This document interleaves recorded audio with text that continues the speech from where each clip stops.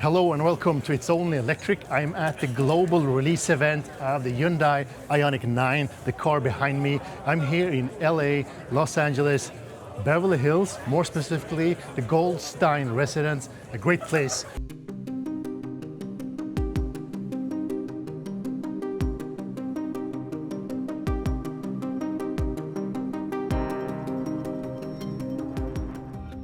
And this is a big, fully electric SUV, up to a 7-seater actually, measuring 506 centimeters in total length, with a wheelbase of 3.1 meters. This is one of the biggest or longest wheelbases I have ever discovered and seen.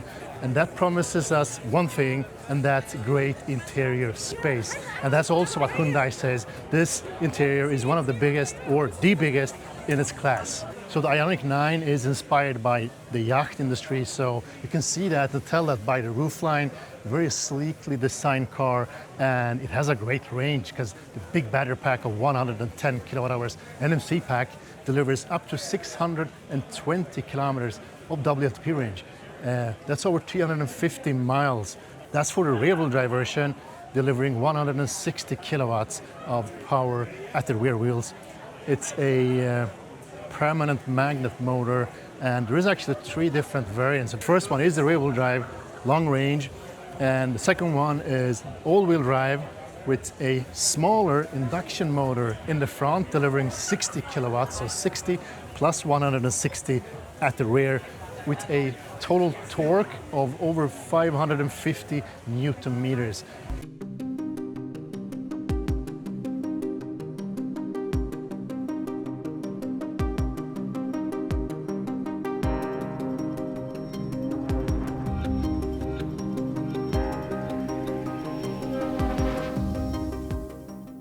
The most powerful one is the performance version with 2 permanent magnet motors delivering 160 kilowatts each on both axles. So that's a powerful car. Should be able to do 0 to 100 in 5.2 seconds. Top speed, 200 kilometers per hour for all 3 different variants. So the IONIQ 9 is also inspired by the same pixel design as the IONIQ 5 and the IONIQ 6. That's something that goes through the whole IONIQ series. And as you see here, this is the parametric frontal view of the car, LED lights at the front. Makes the car look very modern and sleek at the same time. I really like it, and you will find these pixelated design features or elements all over the car. In the front, at the rear.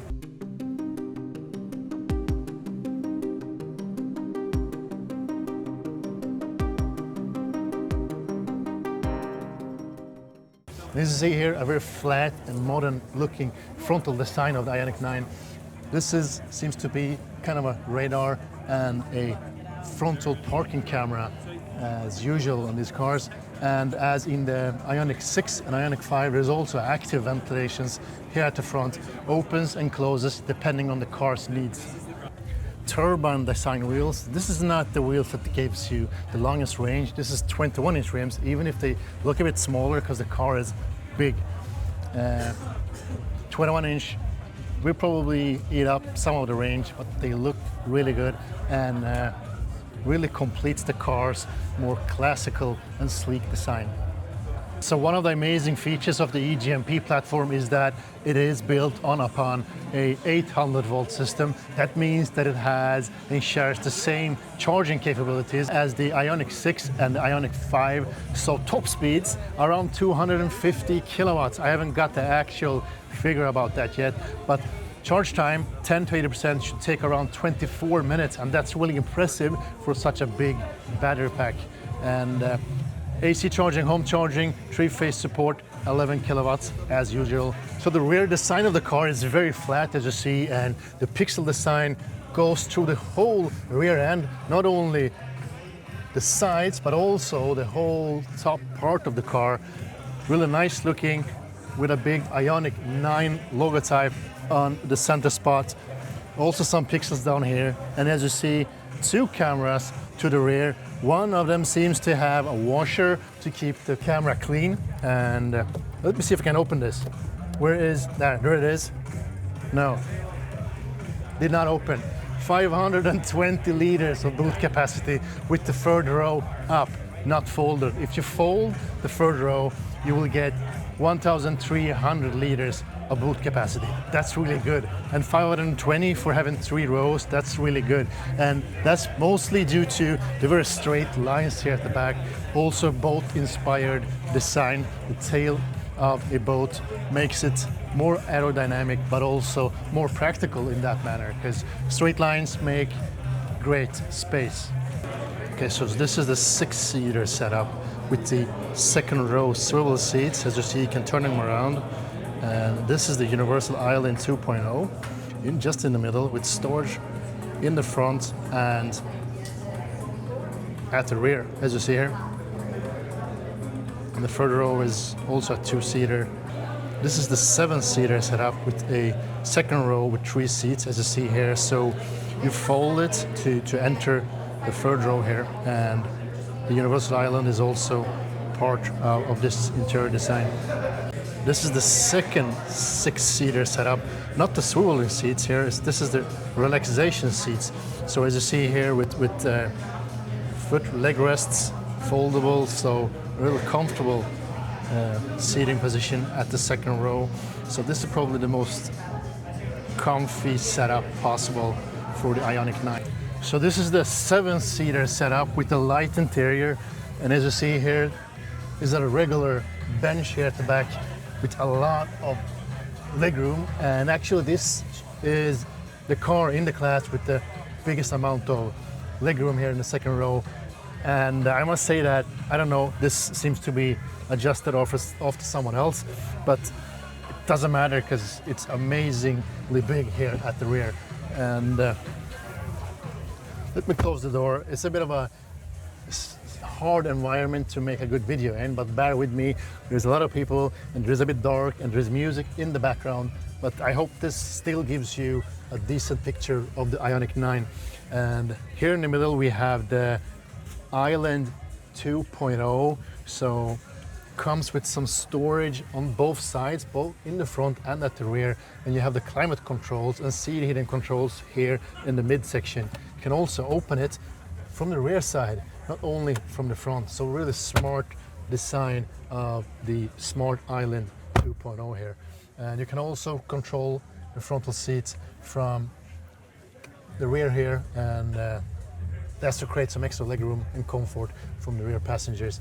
And the power seems to be off in this car, and since it's kind of a prototype, everything is not really set yet. But I must say that the build quality is what you could expect from Hyundai. It's really amazing, and the fit and finish, the feel of the materials is really good. And I must say that this is one of the best back seats or the second rows I've ever tried out.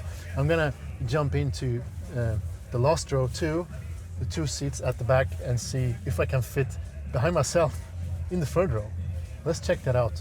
So normally you can fold the seat by pressing this button here, but since it's not powered on, I cannot show you that now, unfortunately. But it folds flat, and as you see, it's I mean, perfectly fine for kids to sit here at the third row. Shouldn't be any problem. And you also have cup holders and USB-C ports here at the rear to support your devices. And the cool thing is that the car is equipped with 100-watt USB-C charge ports, which means that you can power laptops, not only phones. So that's really versatile.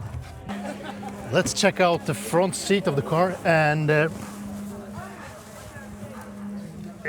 the slogan of the car is built to belong, which means that it has a cozy and loungy interior. It's not only spacious, it's also gives you the loungy feeling. And both here in the front and at the back, I really like the design of it.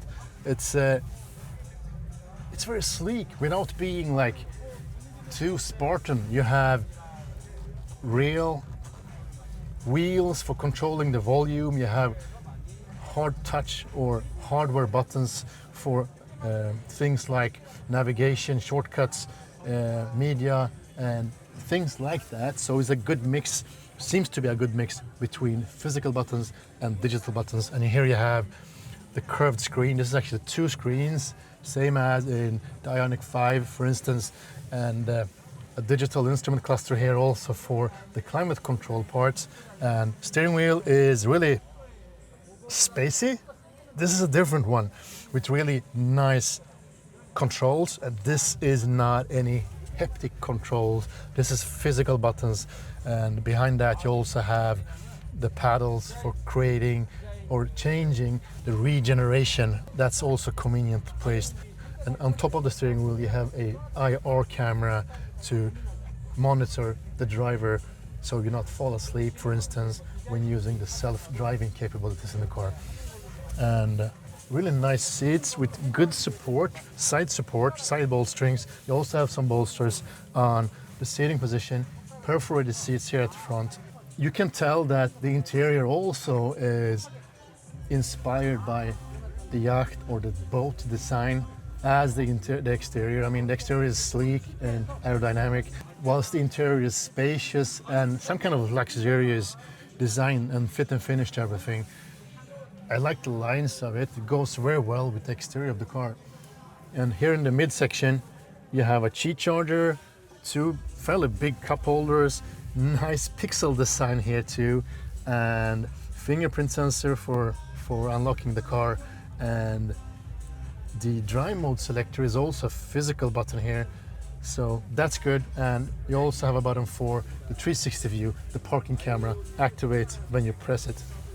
So Hyundai has also updated the sound system, so it's Hyundai Sound System 2.0, so should be better, more powerful and better sounding, better sound quality than the 1.0 system. So that will be interesting to really hear out and check the quality of it.